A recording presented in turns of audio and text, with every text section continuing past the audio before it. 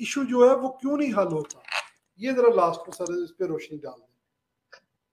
उस्मान, एक तो सारे उस्मानों को मेरा सलाम प्यार भरा, और दूसरा ये कि आज पहली दफा जब ये कोर्ट में केस गया है लापता अफराद के मुतालिक, तो पहली दफा एक वक्त का प्राइम मिनिस्टर खुद कोर्ट में गया है जी, अपने आप को मुल्ज़म बना के उसने पेश किया है कि बेशक मुझे अभी 4 महीने हुए हैं, लेकिन जो साल पहले गायब हुआ है या 10 साल पहले गायब हुआ है, मैं जिम्मेदार खड़ा हूँ, और कोर्ट से उन्होंने 2 महीने का टाइम लिया है कि हमें करें।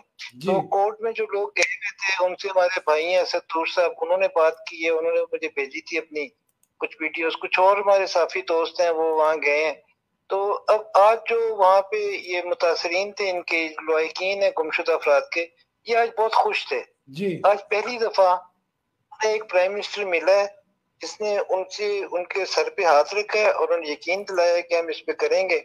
इससे पहले इन्होंने जो खातून है हमारी, जो मुदस्सर नारू, एक हमारे साथी लापता है 4 साल से जी, उनकी गैर मौजूदगी में उनका बच्चा पैदा हुआ है, वो 4 साल का हो गया है, वो मिला है शहबाज शरीफ से। शहबाज शरीफ ने उससे वादा किया है कि मैं कुछ करूंगा। तो उनकी वालदा ने, मुदस्सर की वालदा ने आर्मी चीफ को एक ऑडियो मैसेज भेजा था मुदस्सर नारू की लापता होने के बाद, और उनसे सवाल था कि मेरा बेटा मासूम है, इसको इंसाफी है और क्या जुर्म है, अगर इसका कोई जुर्म है इस अदालत में लेके आओ, ये मुजरिम है, इसे फांसी दे दो, हम रियासत के साथ खड़े हैं, लेकिन ये ना करें। तो आर्मी उससे उन्होंने पूछा कि क्या आपको आर्मी चीफ की तरफ से कुछ जवाब आया? उन्होंने कहा ये आर्मी चीफ का जवाब तो नहीं आया, लेकिन हमें उसी दिन प्राइम मिनिस्टर और इंटीरियर मिनिस्टर ने राब्ता किया था और हमें कहा था कि हम कानून साजी कर रहे हैं, पुरानी बातें भूल रहे हैं, हम इंशाल्लाह आपके बच्चे को लेके आएंगे। मतलब कि आर्मी चीफ ने ऑडियो को सुन के प्राइम मिनिस्टर और इंटीरियर मिनिस्टर को राब्ता किया, उन्हें कहा कि इनका मसला हल करें। ये पहली दफा हुआ है। अब सवाल आपका ना बड़ा मजे का है कि लापता अफराद जाते किधर है।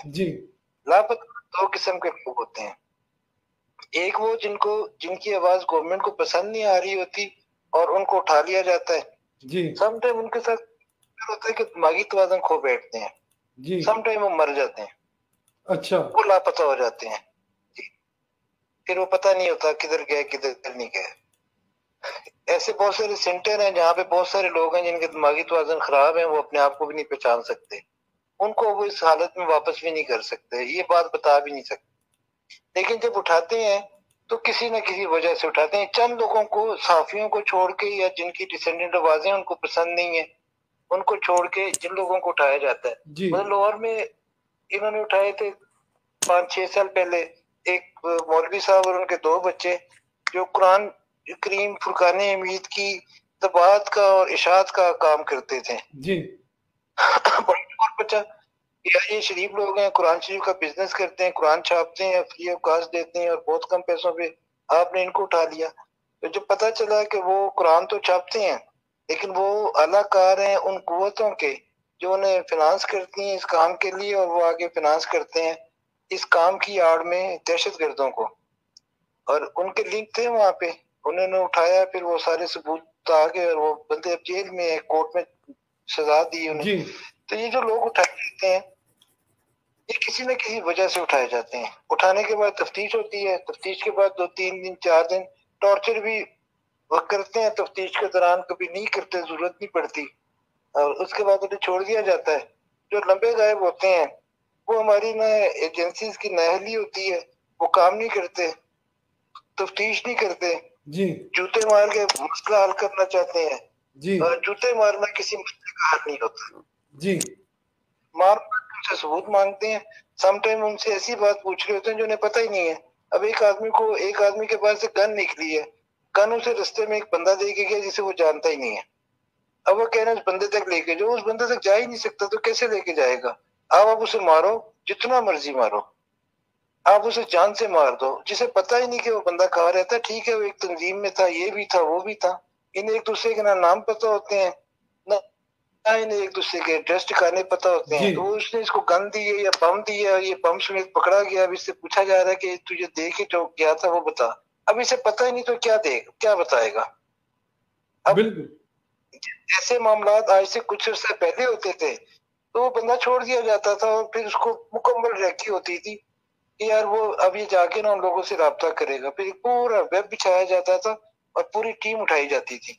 अव्वल तो वो बम वाले को उठाते ही नहीं थे, पहले बम देने वाले को उठाते थे, उससे पीछे बम बनाने वाले को उठाते थे, उससे पीछे बारूद देने वाले को, तारे देने वाले को, थैली देने वाले को उठाते थे। जी अब वो एक आखिरी आदमी पकड़ लेते हैं, कड़ियां मिसिंग होती हैं, कड़ियां जोड़ते हैं वो जूते मार के, डंडे मार के, उसमें वो मर जाते हैं, समटाइम पागल हो जाते हैं। फिर वो तो एजेंसी सर कभी किसी काम की नहीं होती। सर ये उन खानदानों के साथ जुल्म नहीं है सर? ये इसका हिसाब कौन देगा सर?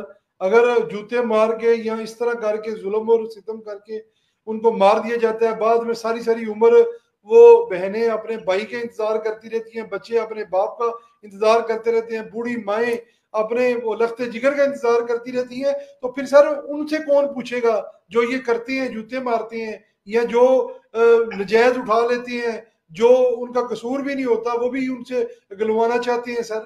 उनसे कौन पूछेगा सर?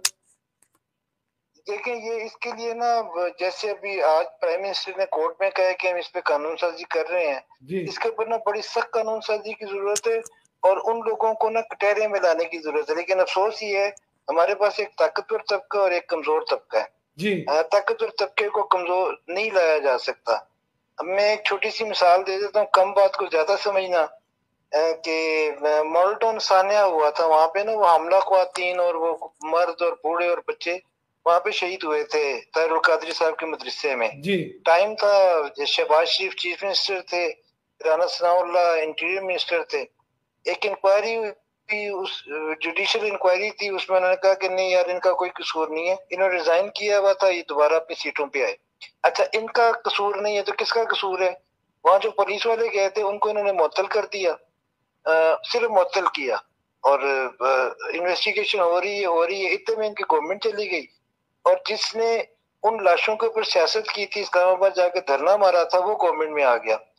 वो गवर्नमेंट में 3.5 साल रहा। अगर आप उनसे पूछें कि 3.5 साल में आपने ये जो अफसर्स थे, पीछे कौन था उसको तो छोड़ दें, सामने जिन हाथों ने गनें चलाई थी, जिनको शहबाज शरीफ ने सस्पेंड किया था या टर्मिनेट किया था, उन सबको आपने बहाल करके उनकी तरक्कियां दे के उनको अगले ओहदों पे बिठाया, उससे ज्यादा अहम सीटों पे बिठाया, क्यों?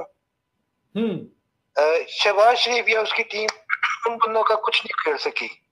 और जिनके जो कहते थे कि हम मखतूल हैं, हम मजलूम है इसमें, वो भी उनका कुछ नहीं खेल सके, इसलिए कि वो तो सिर्फ करिंदे थे, मोहरे थे। उनके जो पीछे वाले लोग से जिन्होंने भेजा था, वो इतने ताकतवर हैं कि कोई अदालत, कोई पुलिस, कोई महकमा कुछ नहीं कर सकता। अल्लाह अकबर अल्लाह इसी अकबर। तरह इसी तरह सानिया साहिवाल हुआ था, मासूम बच्चों के सामने उनके माँ बाप को, बाप के दोस्त को छलनी कर दिया उन्होंने, गोलियां मार मार के। मासूम बच्चों को गोलियां लगी, उन्हें पेट्रोल पंप पे फेंक के चले गए। इंतहाई अफसोसनाक वाकया। हमारे प्राइम मिनिस्टर मुल्क से बाहर गए थे, उन्होंने कहा मैं आऊंगा, मैं ये कर दूंगा, मैं वो कर दूंगा, फलान कर दूंगा, टमकान कर दूंगा। फिर क्या हुआ?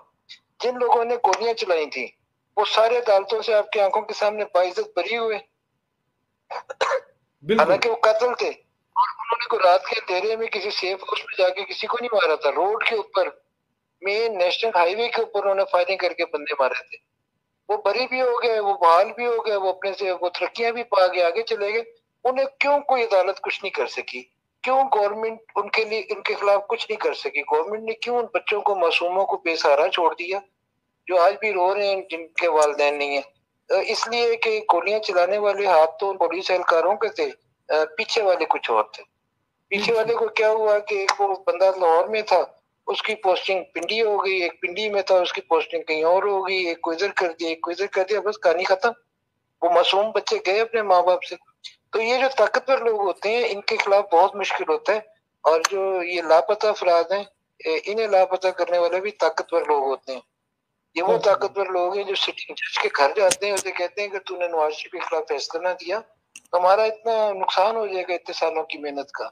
ये वो लोग हैं जो लाते हैं मौलवी हजरात को, और वह एक्सप्रेस वे पे धरने में बिठा देते हैं, उन्हें कहते हैं फिक्र ना कर। फिर पुलिस उनको मारती है, जब आंसू गैस फेंकती है, वहां नहीं बैठ सकते। उनको इक्विपमेंट देते हैं कि ये मास्क लगा लो और ये केमिकल यहाँ रखो। वो केमिकल दुनिया में कहीं नहीं होता, सिर्फ ताकतवर लोगों के पास होता है। वो पड़ा वो वहां पे, तो कोई आंसू गैस, कोई किसी और किस्म की गैस